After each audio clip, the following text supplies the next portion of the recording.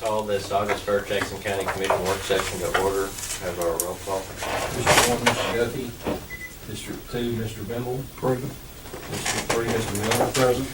District 4, Mr. Level. Present. Chairman also present. Okay, we have a quorum present. Have our invocation by Mr. Porter and a pledge by Mr. Miller. Lord God, our Father, the creator of all things, we're blessed to be here. We're so thankful for this community that we get to live in, this beautiful countryside that we get to live in. We're so thankful for these things. We're also thankful for, and God, we pray that you'll bless all of those that are in public service, that give their time and their effort to make their fellow citizens better off and to create a good environment for exchange of ideas. God, we're so thankful for all of our men and women in the armed services that are protecting our freedoms, that are fighting every day to keep us safe and to keep us free. We pray you'll be with them and their families and continue to bless them. Watch over us, God, and direct us and guide us every day. In Christ's name we pray. Amen. I pledge allegiance to the flag of the United States of America and to the republic for which it stands, one nation, under God, indivisible, with liberty and justice for all.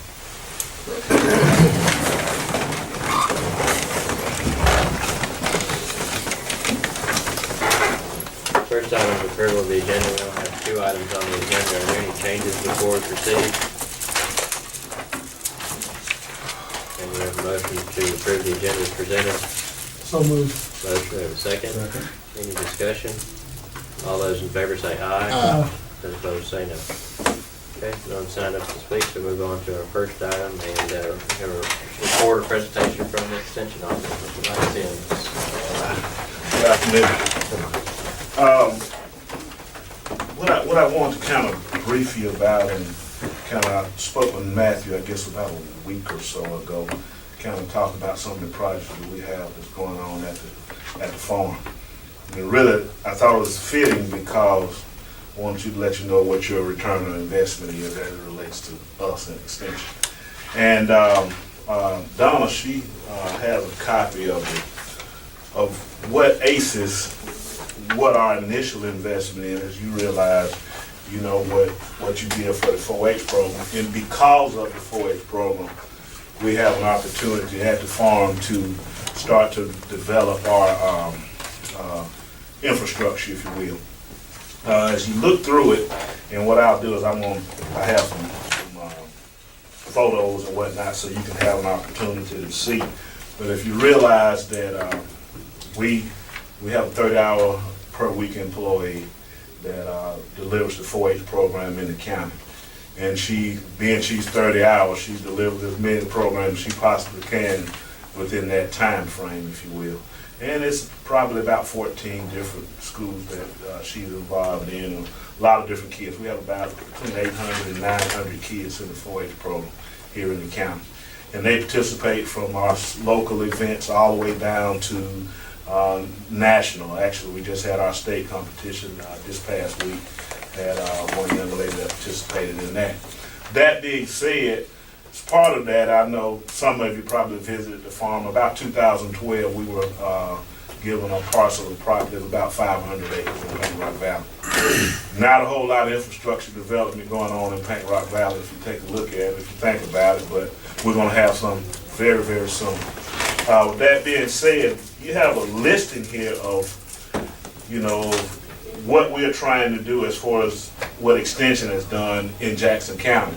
Now, when you take a look at those numbers, it's around almost $1.2 million that they are planning to put in the county, or already have, when it comes to the water line.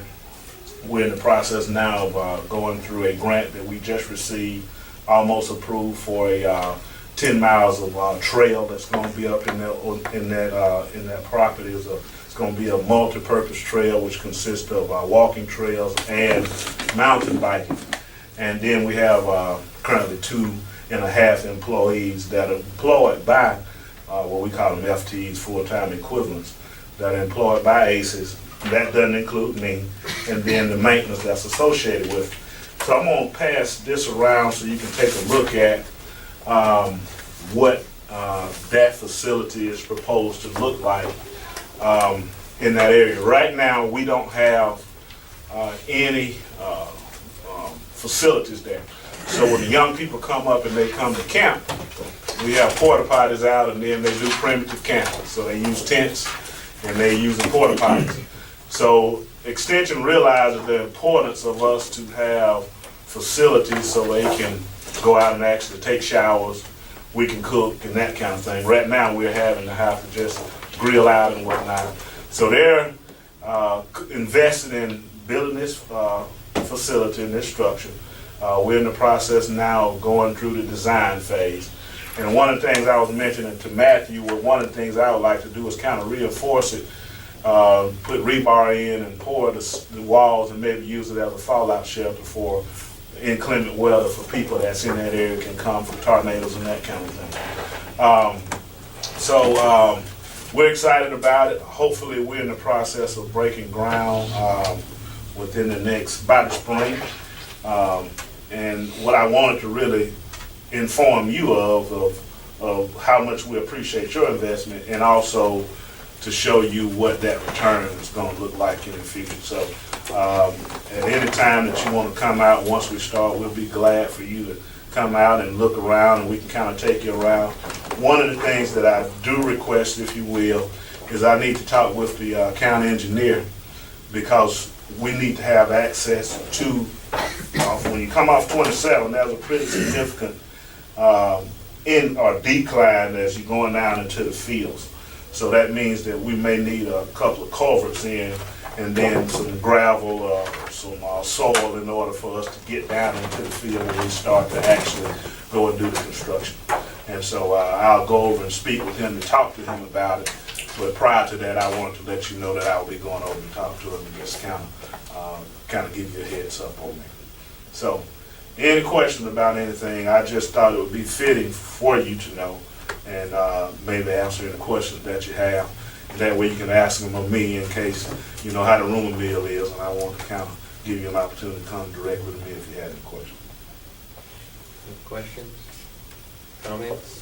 The educational pavilion, has it already been set out for bids and you've awarded the bids? No, we're in the design phase of it. Okay. So once we finish the design, of course, by state, we got to bid it out. And so anybody, one of the things that actually the water line was put in by a local vendor, and we're encouraging any of the local vendors to bid and that kind of thing.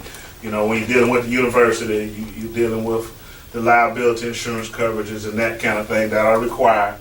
You know, one of the I guess the setbacks that we have is that when you're dealing with the university, even though we're off campus, they operate us though we're on campus. And so, you know, that's one of my hurdles of being 4.5 hours away, to have to balance the difference between them and what we need, code that we don't have, and those kind of things when you're dealing with the university. So we're going through those obstacles, but I don't foresee it.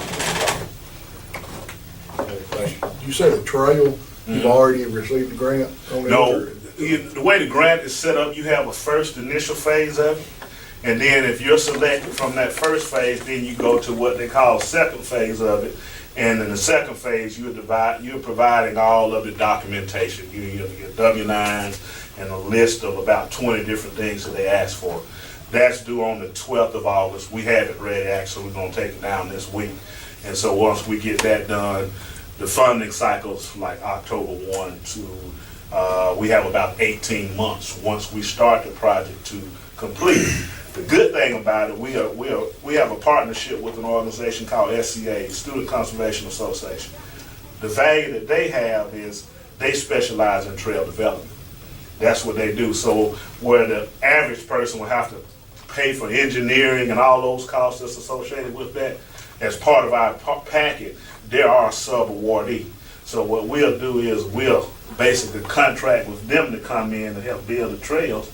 And essentially what they do is they get high school trail building teams to come. So hopefully some young people that'll be around that can be a part of that.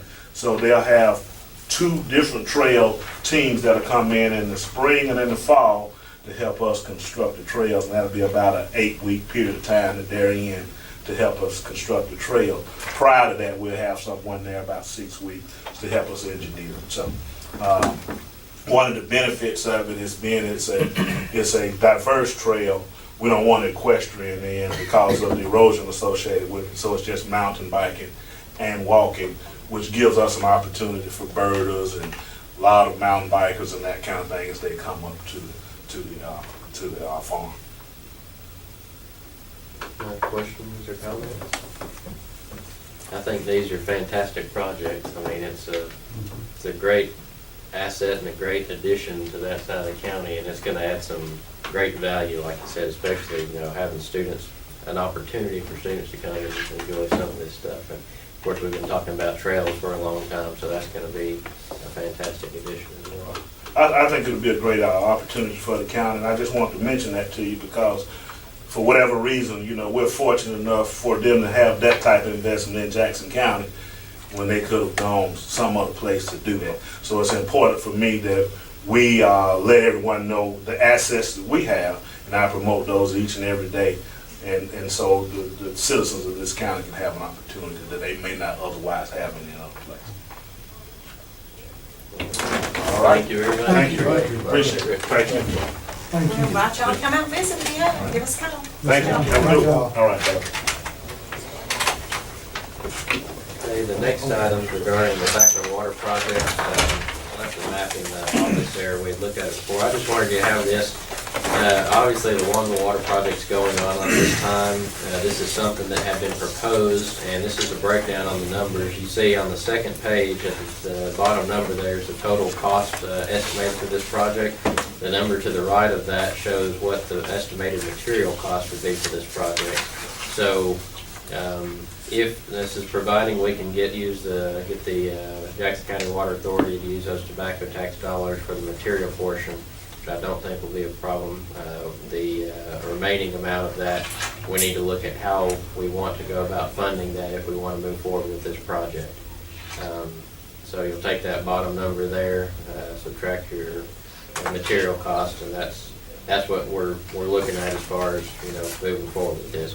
There may be a few things that can be done to reduce the cost if we can get some help from some other entities, and we'll kind of look and see what those possibilities are. But we need to make a decision fairly quick as to how we want to move forward with this and how much we want to put into making this thing happen. So questions or comments? I'll add a comment to that, Mr. Hodges. Sorry, Jody. We had a recent meeting out there on site. As you're probably aware, the southern limits of the tie-in of this project coincides with our construction limits. So at the area where a directional bore was planned underneath the approach to Mud Creek Bridge, I believe that could be eliminated, as that will coincide with the construction limits. So all that section of road will be repaved. They could do a open cut in that section and possibly realize a savings from switching from a bore to open cut in that area. You talking about at Mud Creek? Yes, sir. Okay. Directly across from the boat ramp. That's the end of the existing water line. That's where their tie-in was going to be. And this portion of the project takes it up north. This takes it across the highway. Yes, sir. Any other questions or comments? This right here is the addition to the project that will actually catch the Texaco and some. Yes. There's some people called me that are actually Coffee Ferry. towards Scottsboro from the Texaco. Philip Turner. These There's are two or those three three of them. houses. Yeah, will this project catch this? This would connect, this would go across the highway just about directly at that point, where that last house is, or that first house actually, when you turn up to get to those, it would cross the highway right at that point, so there would be an opportunity for those three. Well, those three folks to do that. people meet on it, they're having some well issues, and so that's great. Well, there's five Five houses. down toward Coffee Ferry. Is that beyond on 72? No, Is it's that back? down, what county road is that? It goes toward. 38. Is 38. that north or south of 72? Be south of 75. See, the further beyond that 70, or the additional project beyond 72, I think, obviously, if the dollars are there, it'd be great to be able to do that. But another CDBG grant could probably be gotten to continue that project in Wanville, which may get further down to where you're talking about. This project would increase the pressure on that line and would assure that we can continue those wonderful projects. The problem's getting to be where we're getting towards the end of, further away from that tank, so the pressure's gonna continue to decrease. Tying this in together will allow for a stronger pressure for all those folks, and then allow us to continue that project further down in the future. In addition to this and, the requests there, we've had a couple of other requests that I've been looking at with the Water Authority, at what the possibilities would be to expand in different places where folks have bad wells. Both of these cases have to work with the Scottsboro Water Board to make happen, it looks like. But those are some things that we're looking at. And I know we've been committed to water projects and things, but we'd also like to get them to participate in it as well. So we're working to try to get some participation in from various folks for those. So we have several water projects from folks. Water seems, a lot of folks have well problems. I don't know if they're noticing it specifically right now because of the dryness or what, but we've had a lot of complaints lately. So any thoughts on moving forward with this? How do we want to proceed? Any thoughts on where we can find some additional dollars to make it happen? Because this is a fairly expensive project. Now's the time to do it when we're there. Yeah. It'd be more expensive to come back and do it, Yeah. like mobilization and everything. If you can look at it, and if we can do this maybe next Monday, I know it's a meeting, but maybe we have some further discussion. If you can look at it and then bring back any ideas that you may have to reduce some costs. You guys are familiar with some of this stuff, so if there's ways we can reduce the cost of this project by cutting out or working with somebody else to do something, please let me know so we can pursue that. Anything else? Okey-dokey. Move on to our reports. Mr. Manning? Nothing. Mr. Campbell? 6th Street paving, Bridgeport is now complete, down to the new road, down to the new boat ramp. Mud Creek Bridge is closed now, construction's underway, and County Road 33 from Railroad Street to 229, the phase 1, it let at 29th last Friday. When do we think that, how far out do you think that is? Probably 2 months till construction's underway. Anything else? No, sir. Mr. Porter? All right, Mr. Venable? No, sir. Mr. Miller? No, sir. Mr. Ledwell? No, sir. Okay, that concludes our meeting, so we'll entertain a motion to, we'll say, we do have a budget meeting afterwards, the maintenance department. Of course, we've got several budget meetings this week, scheduled throughout the week. I think that calendar was sent out, so if anyone has any interest in those. And I believe that's it. We'll be setting up a general budget meeting, probably not for next week, but the following week to review all the information that was gathered from departments. Entertain a motion to adjourn. Make motion to adjourn. Motion, we have a second. Second. Any discussion? All those in favor say aye. Aye. Those opposed say no. We are adjourned.